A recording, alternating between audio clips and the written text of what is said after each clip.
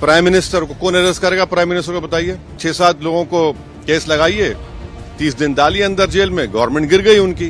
देखिए, ये जो 3 बिल आए आज इंट्रोड्यूस होंगे, हमारी पार्टी का मानना यह है कि ये theory of separation of powers का, ड्यू प्रोसेस का और जो जनता को ये इख्तियार है कि वो इलेक्टेड गवर्नमेंट्स को अकाउंटेबल बनाए, ये सब चीजें उसके खिलाफ जाता है।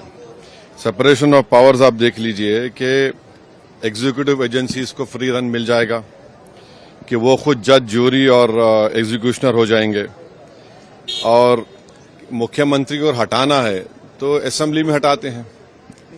अब आप मेरे को ये बताइए कि BNSS में इतने ऐसे सेक्शंस हैं कि किसी को भी आप एक सेक्शन लगा दीजिए 5 साल के ऊपर का, तो लाजमी है वो 30 दिन के अंदर, 30 अंदर BNS में यह है कि 90 डेज तक पुलिस कस्टडी ले सकती है। तो ये मेरे ख्याल से ये 1930 का गेस्टापो मूवमेंट हम भारत में देख रहे हैं, कि जिस तरह वहां जर्मनी, उस वक्त के जर्मनी में गेस्टापो को बनाकर एक पुलिस स्टेट बना दिया गया।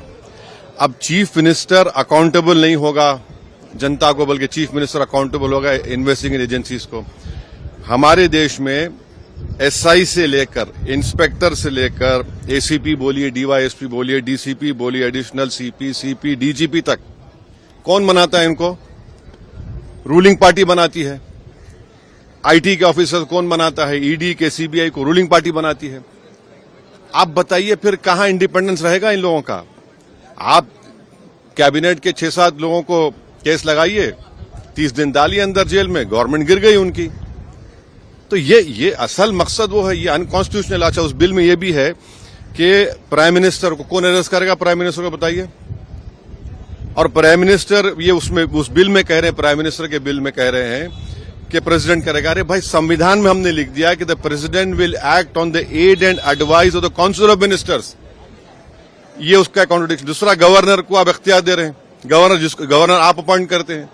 तो ऑल इन ऑल ये हमारी डेमोक्रेसी के लिए, ड्यू प्रोसेस के लिए, बल्कि भारत को एक पुलिस स्टेट बनाने का काम बीजेपी सरकार करना चाहती है इन तीनों बिलों के जरिए, जिसकी हम पुरजोर इसकी मुखालिफत करेंगे।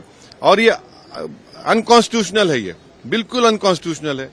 आप हर चीज आपके हाथ में, सेंट्रलाइज आप अपने हाथ में कर रहे हैं। माने आप पिक एंड चूज करेंगे, और बीजेपी ये भूल रही है कि कब तक सत्ता में रहेंगे आप, कभी ना कभी तो निकलेंगे ना। तो पावर इटर्नल तो थोड़ी है कि ये आपके खिलाफ भी इस्तेमाल होगा। तो इस तरह का एक कोशिश की जा रही है, हम इसकी मुखालिफत करते हैं।